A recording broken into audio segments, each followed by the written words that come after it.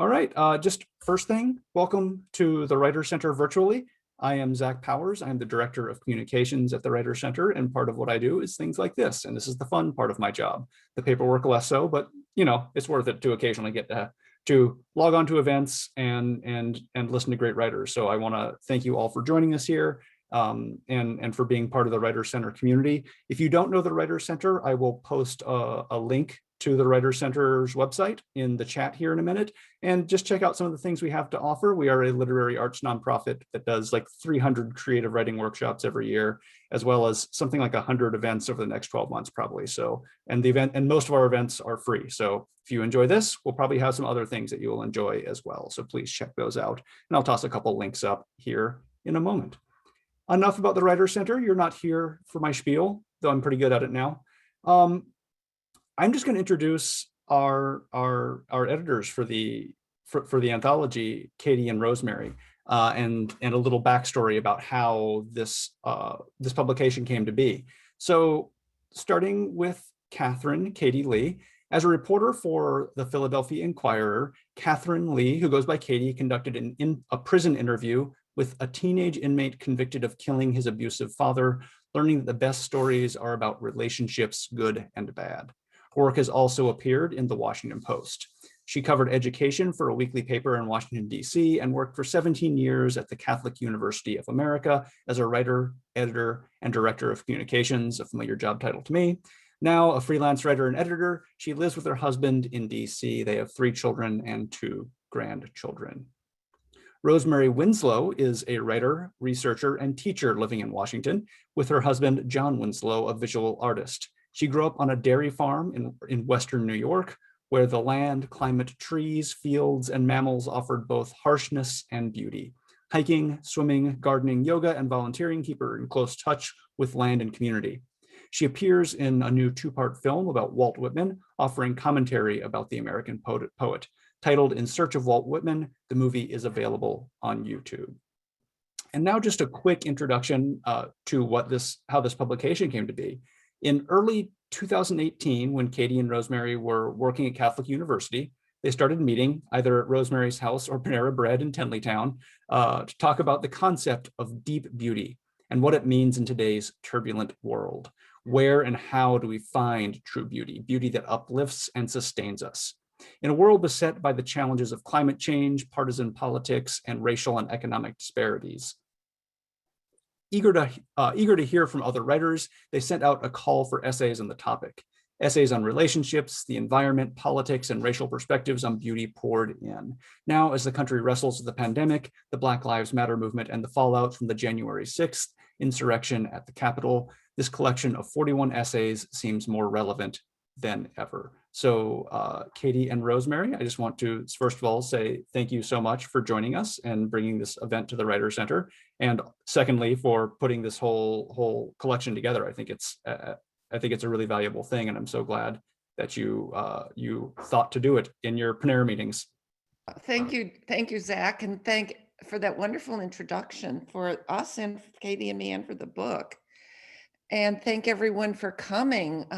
We have about 65 people registered, quite a few, and I was just so happy this book got published and done. And thank all the writers, especially those reading tonight, Nancy and Teri, and Katie's reading for Stan, and Yael and Bonnie.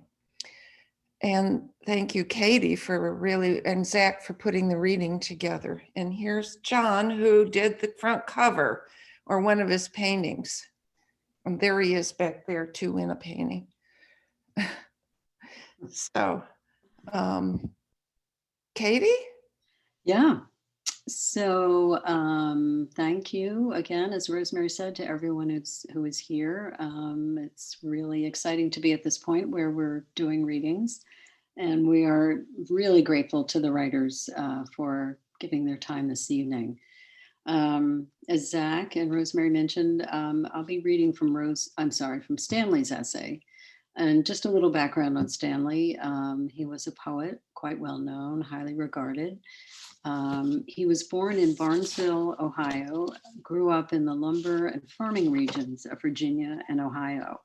His parents and his working class upbringing figure frequently in his work, especially his early books. His honors and awards are many. They include fellowships from the Guggenheim Foundation, the Rockefeller Foundation, the Ingram Merrill Foundation, and the National Endowment for the Arts. He taught at the University of Iowa at the Breadloaf Writers Conference and was a professor of English at the University of Maryland. He served as the state's poet laureate for several years. He also taught poetry at the Writers Center. And at different times, as Nancy was telling us earlier, Rosemary, Nancy, and Bonnie, who is one of the readers tonight, were students of his. So I never had the privilege of meeting Stanley, but I've heard a lot about him, and I know he's much revered by many. So in honor of Stanley, who passed away in 2019, I'm going to read his essay, Barnesville O, which is about his near death at the time he was being born. I'll read the second half of his essay in which he talks about his childhood visits to Barnesville. I'll never actually live in Barnesville, but I will, after the war, make summer visits, like summer camp, and stay with one of my aunts, who is by now married and starting a family. Her silent soldier husband, like my father's brothers, finally back from overseas. My Aunt Marie, by this time, will have bought the house on Cherry Street. The thing about closed-in Country Hill town is how safe it is, particularly in the 1940s, how secure, how much everything is an extension of the home, the kitchen, the living room, the upstairs, so that you can play outdoors, even blocks away, and you feel you're right where you're supposed to be, running your toy cars and trucks along the rough bricks and edges of the sidewalk, being patted on the head or talked down to by passersby, as if this sweet patch of space were your own or their front yards. And no one seems to mind if your play takes you right up to someone's porch or around the back of the house for a snack. This is not perfection, but the practical expression of order, everyone in his or her assured place. The same for those busy, long weekend summer days out on my father's great Uncle Hug Petticord's farm, just at the county edge of Barnesville, where I take my small 6-year-old plus part at helping with chores that might amount to the usual egg gathering and pig feeding and bum attempts at milking the 3 Holsteins, but including the more or less fun chore of riding one of Hub's 2 giant Clydesdales while he works the fields, my homely legs barely able to straddle the horse's girth. The sun, just these few miles out from town, is how Hub and his wife Ora count time. The gray pre-dawn with the light rising behind it is the wake-up hour. Evening is the deep well, the light still at the top of the dark. Evening, in fact, is the signature time of day, and its moment is as clear to the animals as it is to us. The animals seem to love dusk, and they certainly love to sleep. Hub and Ora are definitely sleepers, married as much to the routine of their animals as to each other. I know that I will never sleep as deeply as here in this wonderful nowhere. And like the animals, once awake, Hub and Ora live completely and intensely within the daylight hours. They live inside the sun, shade or shine. They're farmers, and they're 2 old Quakers who rarely attend meeting, and after the Depression, they absolutely don't trust banks. They keep their hard cash in mason jars. There are several walls of such money spread out among the jam and pickled fruit in the pantry, and the pictures of relatives upstairs and down. And after they die, more jars are discovered in drawers and under the bed, as if the hidden dark makes money invisible to the unwanted eye. But whatever their farm income, which must be very small, Hub adds to it with an afternoon mail route. He drives a Chevy, a Quaker dressed-down Chevy. He replaces it in cash every 2 or 3 years. I love, in these visiting summers, riding shotgun, which, now that I think about it, is a position probably reversed, with the steering wheel on the opposite side from normal, as in Britain, so that the carrier can simply lean toward and easily open the silver mailboxes, many of which are printed on or plain, many with the names hand-painted. Being a country mail carrier is to drive, sometimes fast, sometimes slow. Katie. Down mostly dry gravel roads with clouds of white stone dust rising like weather in your wake. I don't believe Hub ever washes a car, since it has the dead look of an aging, caked-on surface. It sort of blends in with the landscape. He adds his own oil and pumps up the tires when they need it, and runs into town for a lube job whenever necessary. That seems to be the extent of his maintenance. If the Chevy were one of his animals, it would receive better treatment. To Hub, a car is a machine, nothing more. For me, riding into the wind with the window down, leaning way out and swallowing air, trailed by a cloud or the fire of smoke, is like coming into the world again. Thank you.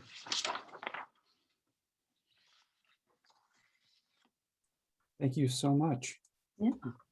Up next, we have Nancy Naomi Carlson, one of our beloved instructors and members of the Writer Center community. So Nancy, if you would unmute yourself, and you're up next. Somebody had to follow Stanley, and I was hoping it wouldn't be me. But I'm delighted to be here. Thank you, Zach and the Writer Center, and Katie and Rosemary for putting this together. And a little factoid, John, Rosemary's husband, was my first husband's art teacher at Catholic University. So I particularly love this cover. I'm going to read 4 minutes worth of what happened to me after a car accident when I was 16. But a shout out to my cousin Ava, who's there, who co-directed the Taos Summer Writers Program. And I went there as an editor, but I could take a course, and I took a course with Dan Mueller, and he asked us to write a paragraph of when I was 15. And that was the start of this essay, and Rosemary helped it along with urging of where it should go. So this happens in the middle of the essay. I would like to say the thought of a nose job appalled me, but my can opener and I had had a difficult coexistence since 7th grade, when it first drew the attention of middle school bullies. I had inherited both the length of my father's nose and the humpback curve of my mother's Ashkenazi Jewish one. In hindsight, I probably could have managed through life with my real nose. I've since seen much worse, and perhaps turned it into an asset, like Barbara Streisand or my first cousin, Carole King, with a nose not unlike the one with which I was born. But at 16, all I wanted was to be like the other girls, especially be liked by the other girls. It didn't matter that by the same age, Cousin Carol had somehow managed to marry, have a baby, and have already written a hit song. My recuperation took the whole summer, and I wasn't allowed to engage in activities that might injure my expensive but paid for by the other driver's insurance company nose. My mother insisted I take several rests throughout the day, so I amused myself by repeatedly listening to the same music. Since only classical music and musicals were permitted in the house, there was no rock and roll. I memorized lyrics to Fanny, reliving the Marcel Pagnol story on which it was based. Beautiful Fanny loves Marius, who loves the sea more than he thinks he loves her. He goes off to the sea not knowing she is pregnant. She marries an aging shopkeeper who thinks the baby is his. Long story short, Marius returns, the shopkeeper conveniently dies, and boy gets girl. Was the moral that we don't always know what we want until we get what we think we wanted? Or that beauty always triumphs in the end? So who really gets to decide what's considered worthy of the gold seal of beautiful in Western society? Does Hollywood dictate the standard, unattainable by all but a very few? With beauty in mind, we subject ourselves to painful surgeries and recoveries to add or lessen or rearrange our bodies or correct a new flaw caused by a previous run-in with a surgeon's blade. Some of us end up dying in our quest for perfection. Yet, what of the Japanese aesthetic of wabi-sabi, also known as flawed beauty, in which beauty is said to stem from imperfection, along with impermanence and incompleteness? Steeped in Buddhist tradition, this less is more approach is exemplified by everyday things found in Japanese culture, as when an artist might leave subtle cracks in the glaze of a bowl, or deliberately leave a rough, unfinished surface, or cherry blossoms which last only a few days. We in the West may be seeing life through wabi-sabi colored glasses, perhaps subconsciously every time we appreciate a sunset, as the light and colors grow more intense just before they vanish from view. Or when we catch a whiff of a passerby's exotic perfume, or when we marvel at the marbled beauty of the Venus de Milo, whose beauty is deepened by its missing parts. Stuck in my head is a photograph of my late friend Connie and her dog Cameron just weeks before she died. Cameron died the day after the picture was taken. Connie's shiny black hair had been bested by a few rounds of chemotherapy, and her scalp and face were jaundiced due to her failing liver. In the picture, she is kneeling next to Cameron, his gray-haired muzzle against her cheek, and she is looking, almost gazing with glazed eyes at something I can't see, perhaps dreaming. She is looking more beautiful than I have ever seen her look, an achingly beautiful image. Thank you. Thank you. Thank you so much. All right. Up next, we have Bonnie Naradzay. Bonnie, if you would like to unmute yourself and share with us your reading. Hi, everybody. I decided I wanted to write about a beautiful friendship when I knew that the anthology was going to be concerned with deep beauty. And so I wanted to write about a dear friend whom I knew for 6 years. And I'm going to read the beginning and then skip the middle and then read the last paragraph. His name was Henry Morgenthau III. I first encountered Henry here at the Writers' Center. We had signed up for a poetry class entitled Collaborating with the Dead. And it was led by David Keplinger, who is a gifted poet and devoted teacher. During the year he teaches at American University. The subject was intriguing.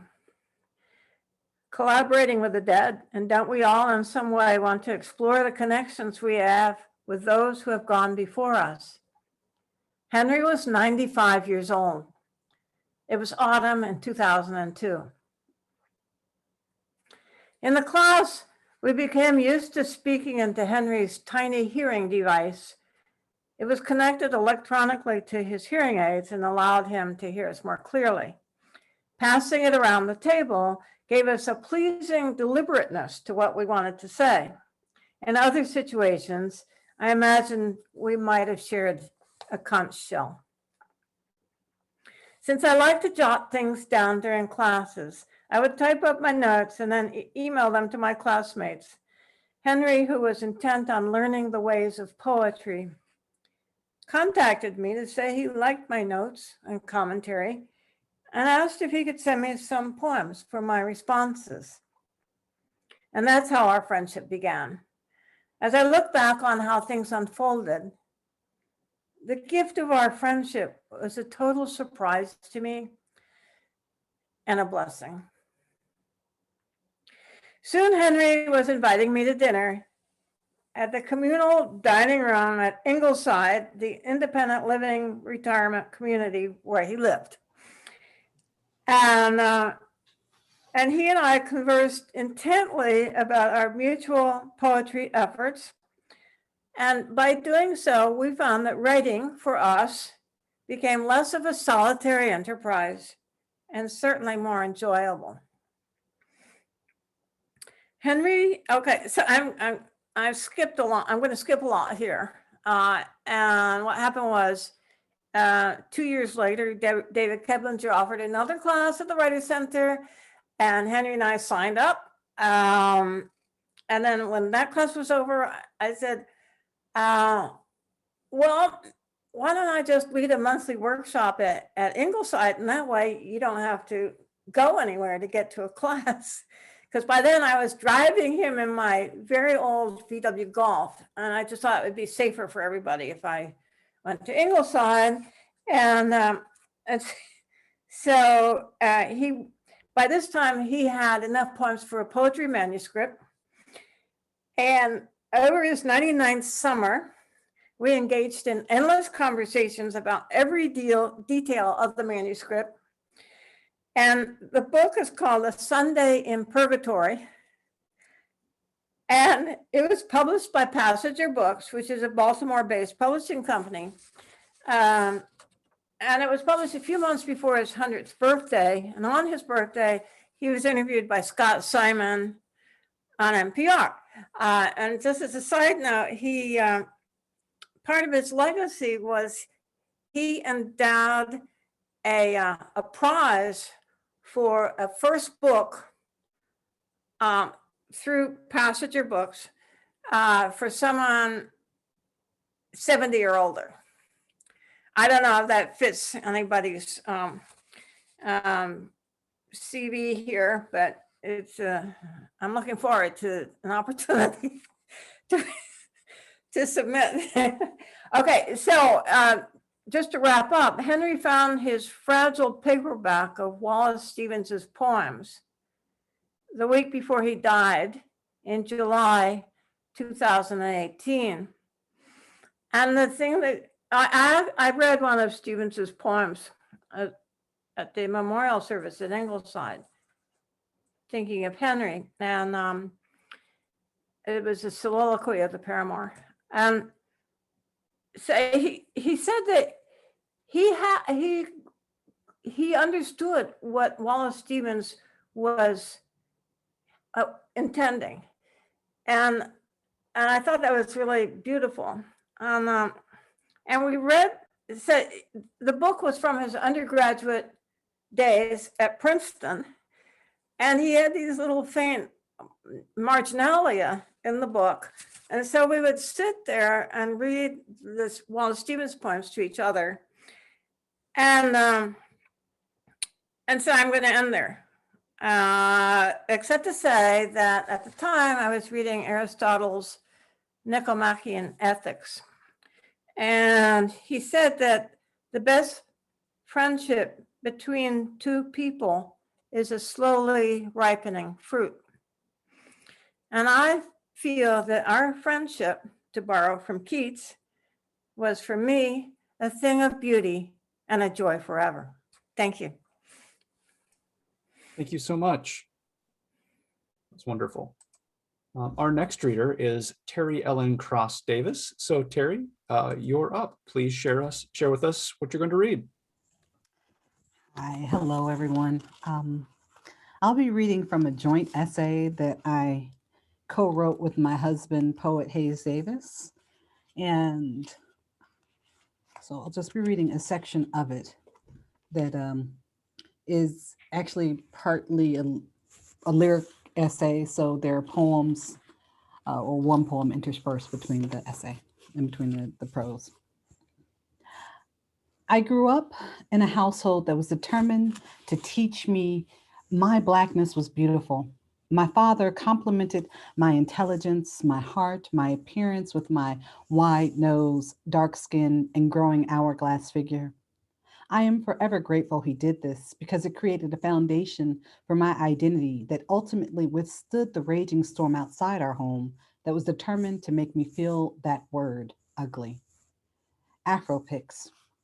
My father's was bleached wood and could pull apart, leaving a sheath with tiny holes, a home for the straightened metal wires. It was a stamp of pride, like the African figurine bookends with their tight carved coils supporting my parents' favorite books, Giovanni, Angelou, Castaneda. After the incident in 10th grade, I went home and, encouraged by my parents, began to read about other Black women. I read Toni Morrison's The Bluest Eye, Ntozake Shange's For Colored Girls Who Have Considered Suicide When the Rainbow Is Enough, and reread Maya Angelou's I Know Why the Caged Bird Sings.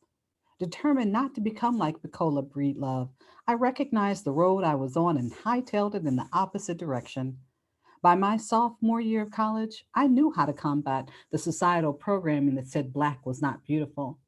Through poems, I wrote about desirability, beauty, and love. I sat on various programming boards and put my words into actions, creating artistic programming that upheld the idea of Black as beautiful. I became more confident in my own appearance. By graduate school, when I was studying international affairs and African studies, I cut all my hair off as I prepared for an internship in Kenya. Soul Sister Fro. When the beautician cut out my relaxer, I wasn't afraid of who greeted me in the mirror. Snapshot of my mother, a 1967 teenager in Little Rock.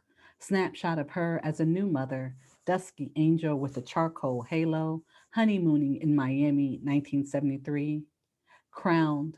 Sometimes I wrap my hair. The fabric gives me a silhouette, a bun fastened tightly in the back, tempting my fingers to spring what's bound underneath, the kinked curls and the complicated naps. A few years later, when I met the man who would later become my husband and the father of my children, I felt secure in myself and my appearance. But as our relationship quickly became serious, I wondered about how our potential children would look. He was biracial, German and Black. I was plain and simple Black, but really, when is Black ever plain and simple?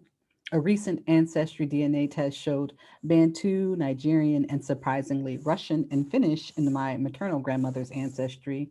In my father's, Bantu and the countries of Benin and Ghana were heavily represented, as were Ireland, Scotland, France, England, and some trace amount of Native American ancestry. Again, Black is never simple in America.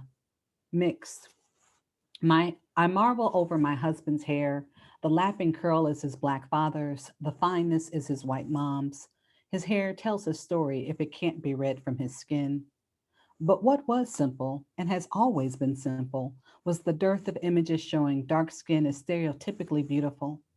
We know symmetry pleases the eye, in nature, in flowers, and in ourselves. Those among us with evenly spaced eyes, a centered nose, a mouth not too high up or too far down, are seen as attractive. Black culture is no different. The Black women who receive the most attention in communities and in the media for their beauty also tend to have what is perceived as European physiology: slim nose, thin or appropriately full lips, sometimes blue, green, or gray eyes, and or straight or thin curly hair. Prime examples include former Miss America Vanessa Williams, actress Dorothy Dandridge, actress singer Lena Horne, and contemporaries like Halle Berry, Sanaa Lathan, Zendaya, Yara Shahidi. The list goes on. All of these women are either light-skinned or mixed race. They are the ones held up as proof that Black women can be pretty, even beautiful. Occasionally, a darker-skinned Black woman gets this pedestal, Viola Davis or Lupita Nyong'o, but more often than not, it is the light-skinned Black women who are touted as beautiful and therefore the standard. So that's the piece from my section of the joint essay I wrote with my husband.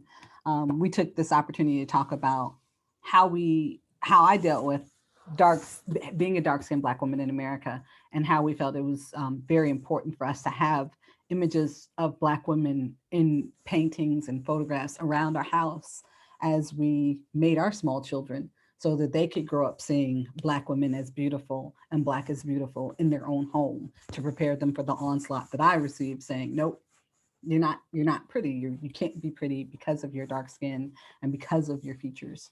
So that's where we took deep beauty. So thank you for this opportunity to share that. Thank you so much, Teri. And Teri will be back with us on April 30th, I believe, to talk about her new poetry collection, which I see in the left corner of her screen when she was up there. Yeah. But no, thank you so much. And up next, Our final reader before we have a little bit of a discussion this evening is Yael Flusberg. Yael, I believe I did see you come on, so please unmute yourself and share with us what you plan to read. Thank you so much. Thank you, Zach and the Writers Center, and thank you, Katie and Rosemary, for this incredibly beautiful piece of, I've loved curling up with everyone's essays, so the depth and soulfulness is gorgeous. I'm just going to read a little excerpt, which is a realization that I had in my 20s when I often felt less than. It was not an overnight transformation, but steadily yoga, both my personal practice and my teaching practice, began to crack me open, slowly and gently, like water to rock. I kept myself busy enough that I didn't see that fundamental changes were already happening inside, even as my outside still appeared more or less the same. I'm so sorry, my cat wants to participate in the reading. One day after another emotionally bruising episode with my then lover, I smoked a little weed, rolled open my yoga mat, and collapsed on the floor. I didn't know how I would go on. I thought if I could just get through my fear of death, being dead would be so pleasant, like the empty void before birth. Suddenly, I had an insistent thought. What self do you want to kill? At the heart of its teachings, yoga is about connection.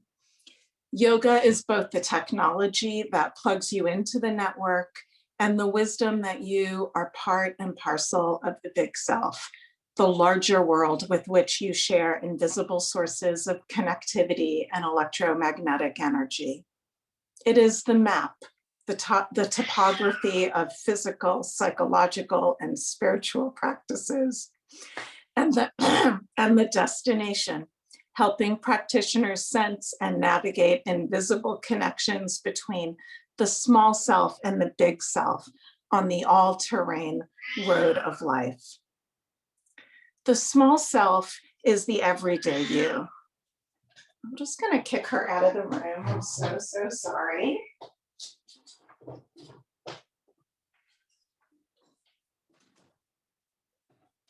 This is what happens when you have a 16-year-old cat.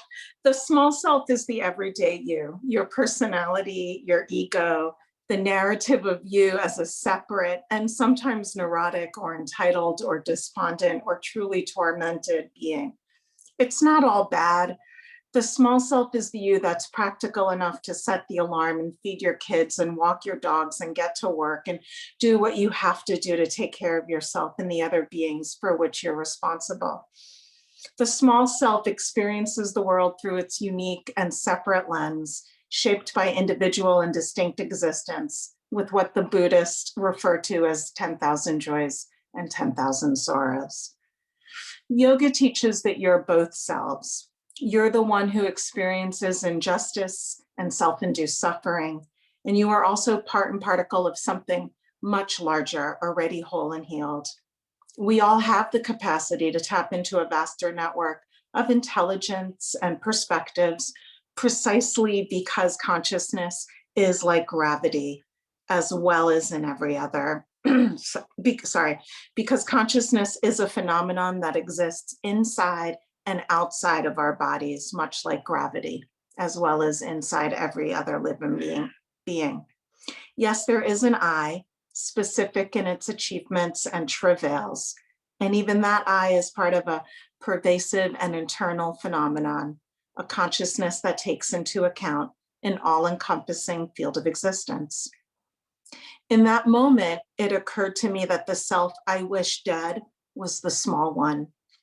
Even if I tried, I could never kill the larger self to which I belonged and which was embedded inside, gently urging me to keep one foot in front of the other, to keep a lookout for the beauty within and in the world around me. Thank you. Thank you so much. And I loved your cat. That was a beautiful cat to me. So that was my moment of deep beauty for the night as well. We have a black cat that has at least on 6 occasions bitten me in the middle of a Zoom something. So a little mewing doesn't even faze me. I did realize I forgot another connected event we have at the Writers Center I did want to share real quick. This Sunday, Nancy has co-edited an anthology called 101 Jewish Poems for the Third Millennium. So I'm going to just post a link to that in the chat. Please check out that event as well to see Nancy again here at the Writers Center. So many, we have friends and we like them and we keep bringing them back. That's the role of the Writers Center. So to conclude the evening here, what I was hoping to do was just to have a few questions that I'm just going to ask to our readers in general and let them unmute and try not to talk over each other if we can help it, but and share their thoughts and their answers. It's more of a discussion, so just bounce off each other and see how that goes. But the first question we got some of, I think, from the readings that went through, but I just want to know sort of broadly, what does deep beauty mean to you? And whoever would like to unmute first and let us know, that's great.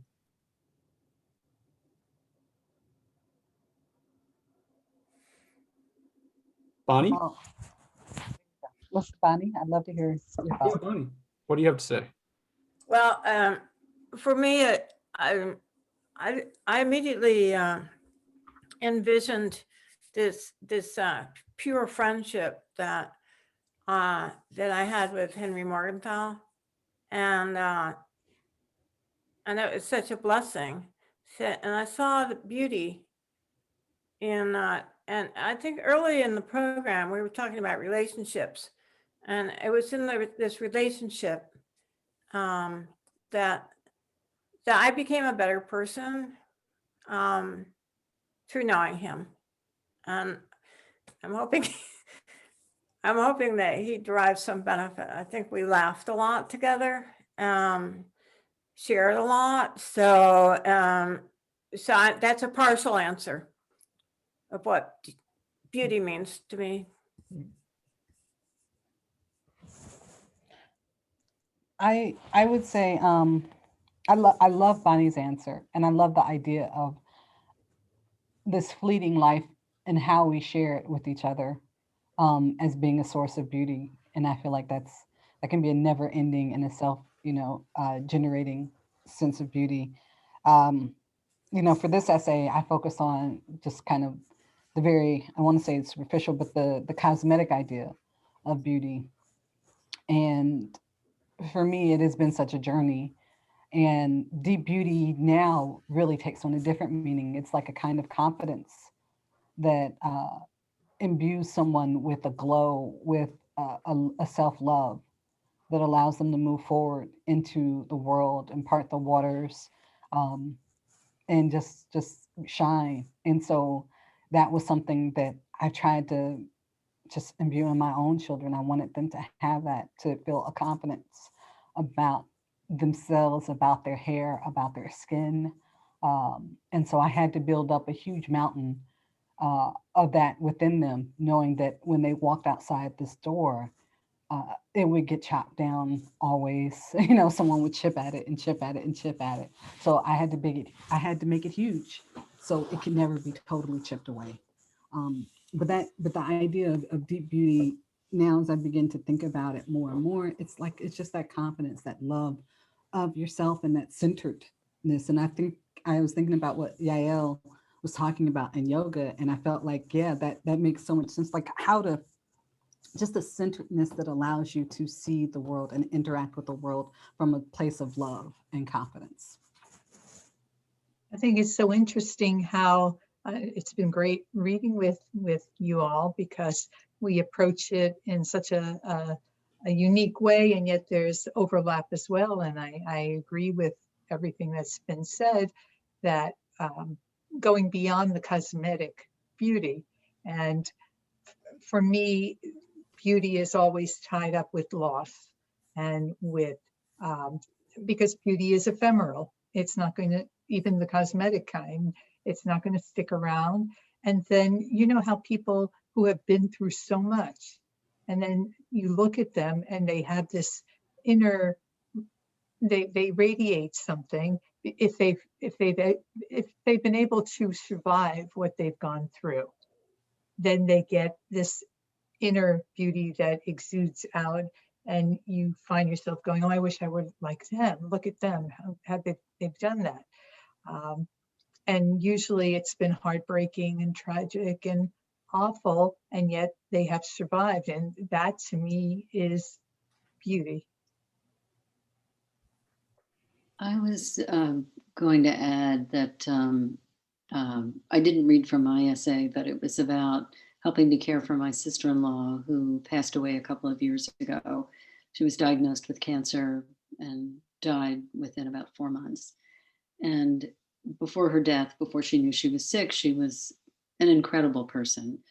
A nurse practitioner, incredibly dedicated to her patients. She was a mother.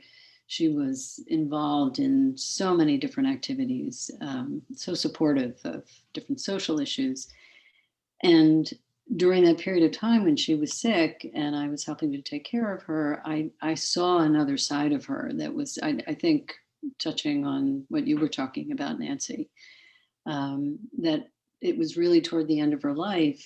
And there were some very difficult periods when her real beauty just was radiant. It was incredible. And I think it was also because she brought so many people. She was in hospice toward the end, and she had so many visitors coming, family and friends. And I knew a lot of them, but I was able to sort of connect the dots of different pieces of her life that I didn't know anything about.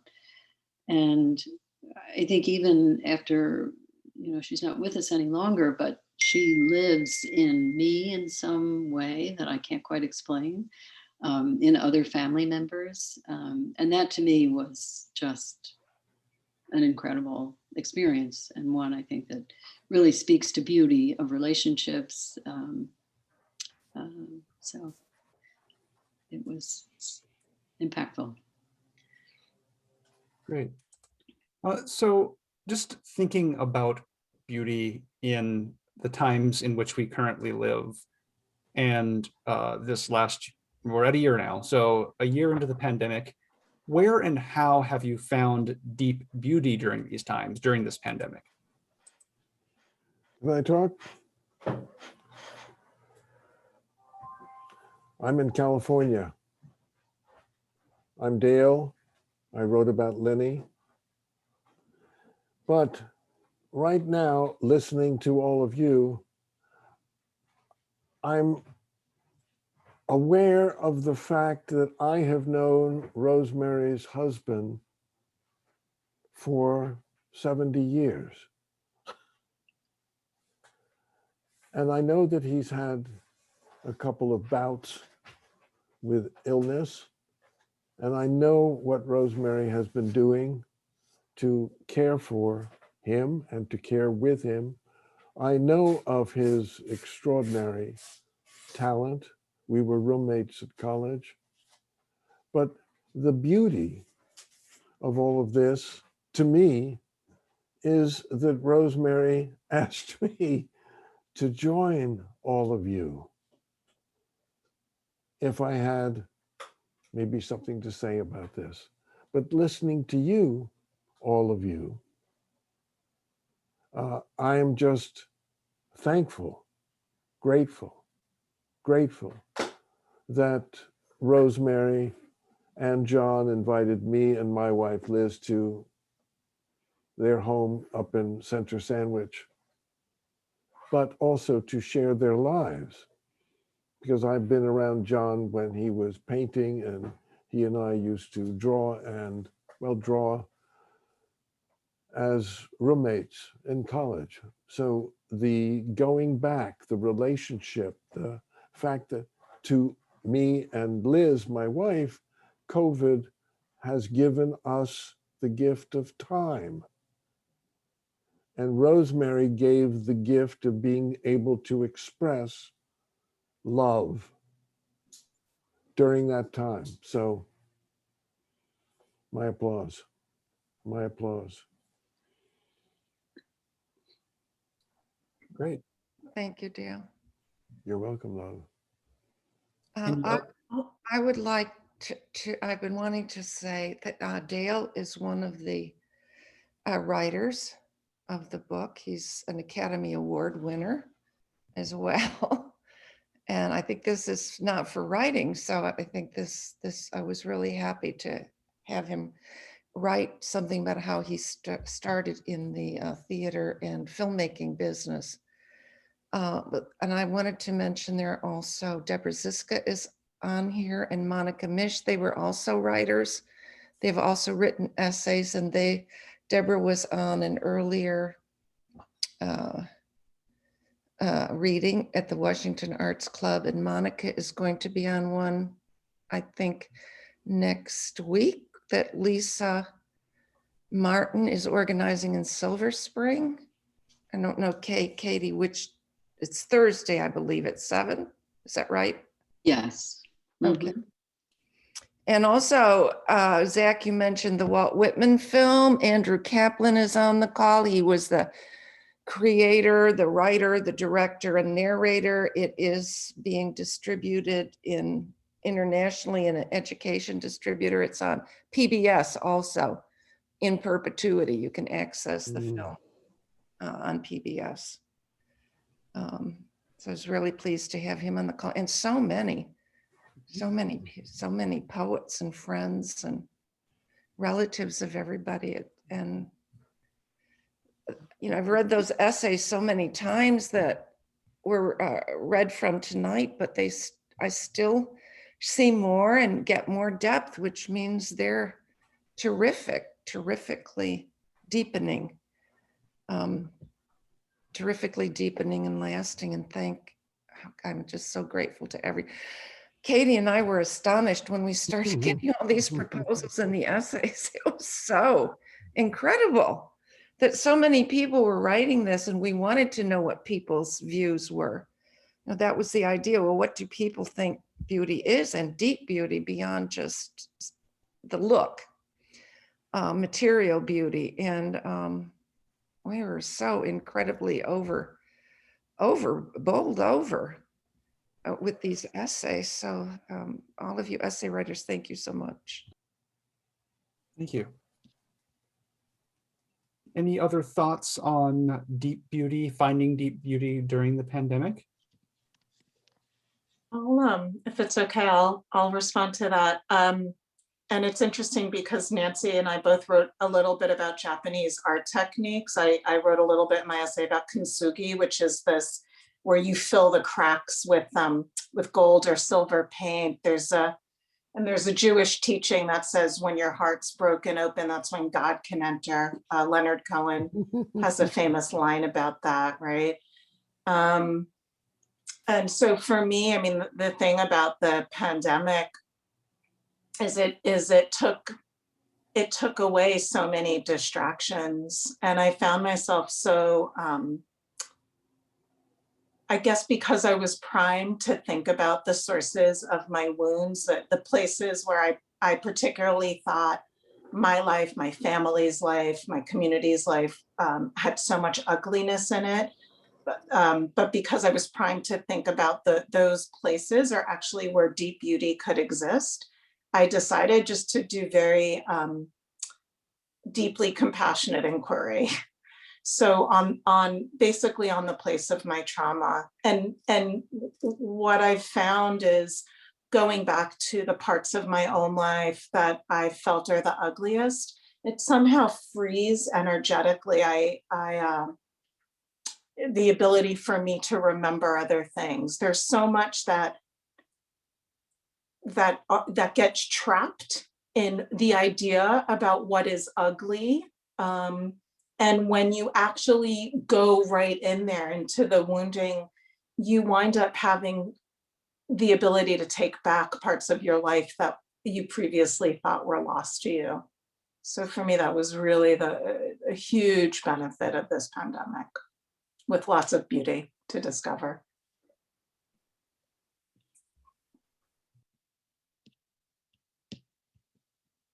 All right. Well, I think we have time maybe for one more topic of discussion. And this one I like because it's looking ahead. to what we have in store as life returns to whatever normal looks like in a few months. In the foreword to Deep Beauty, best-selling author Thomas More writes, "Dark times breed fresh vitality." Do you see better times ahead for our world? And what are maybe some things that you're looking forward to?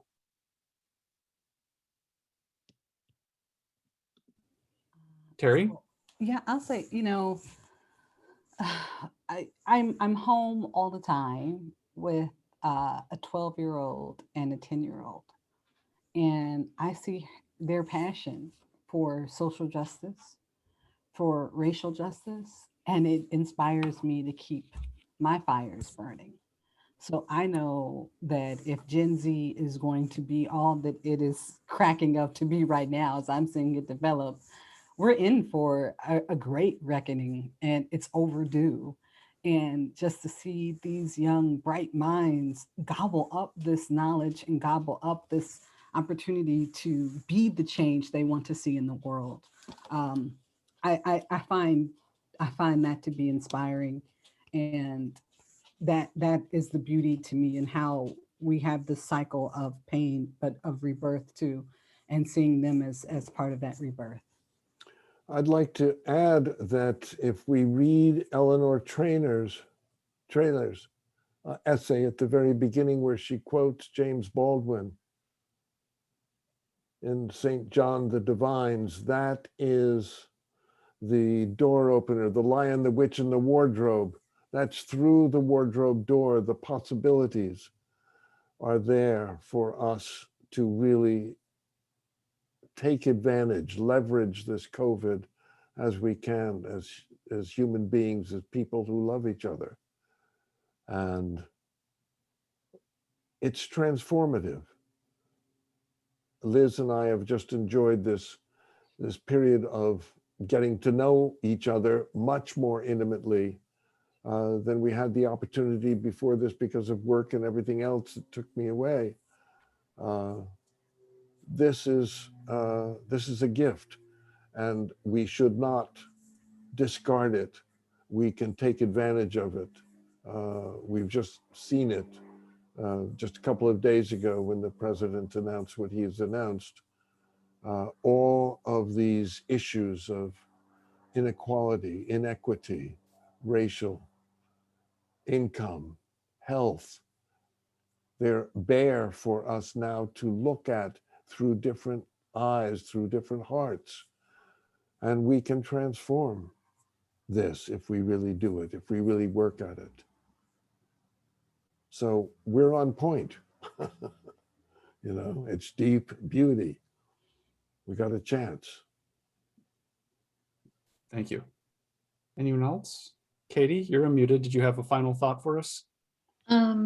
Well, just sort of picking up a little bit on what Teri said and Dale said. I think that the pandemic has given us the opportunity to really focus on relationships in a way that we perhaps haven't before.